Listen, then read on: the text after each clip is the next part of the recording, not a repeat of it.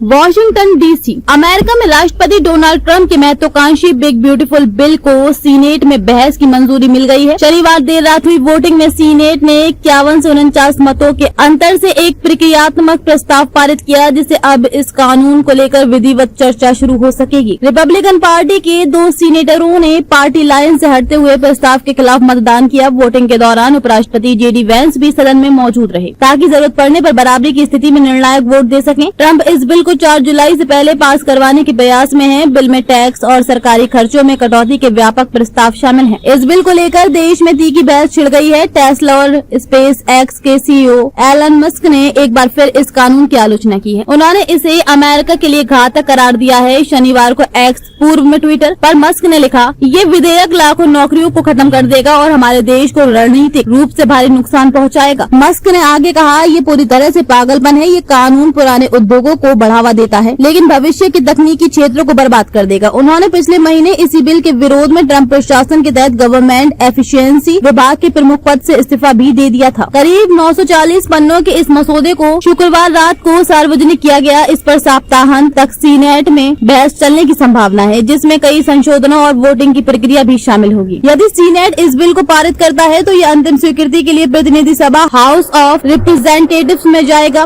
वहाँ से पारित होने के बाद राष्ट्रपति ट्रंप के हस्ताक्षर के लिए व्हाइट हाउस भेजा जाएगा। हालांकि रिपब्लिकन पार्टी को दोनों सदनों में बहुमत हासिल है, लेकिन पार्टी के भीतर से भी कुछ नेताओं ने इस बिल पर आपत्ति जताई है। इससे कानून के पारित होने की राह पूरी तरह आसान नहीं मानी जा रही है। बिल पहले ही प्रतिनिधि सभा में 22 मई को सिर्फ एक वोट के अंतर से पारित हो चुका है। उस वक्त 215 सांसदों ने समर्थन किया था, जबकि 214 ने विरोध में मतदान किया था। ट्रंप इस बिल को देशभक्ति से प्रेरित बताते हैं। उनका कहना है कि इससे अमेरिका में घरेलू निवेश को बढ़ावा मिलेगा और चीन पर निर्भरता कम होगी। दूसरी ओर मस्क इस बिल को पॉर्क फील्ड यानी अनावश्यक खर्चों से भरा हुआ मानते हैं। वे कहते हैं कि ये कानून इनोवेशन और टेक्नोलॉजी आधारित इंडस्ट्रीज को नुकसान पहुंचाएगा। बिल को लेकर ट्रंप और मस्क आमने सामने आ चुके हैं, जहां एक और ट्रंप इसे राष्ट्रीय हित में बताते हैं, वहीं मस्क इसे आर्थिक और रणनीतिक दृष्टि से विनाशकारी मानते हैं।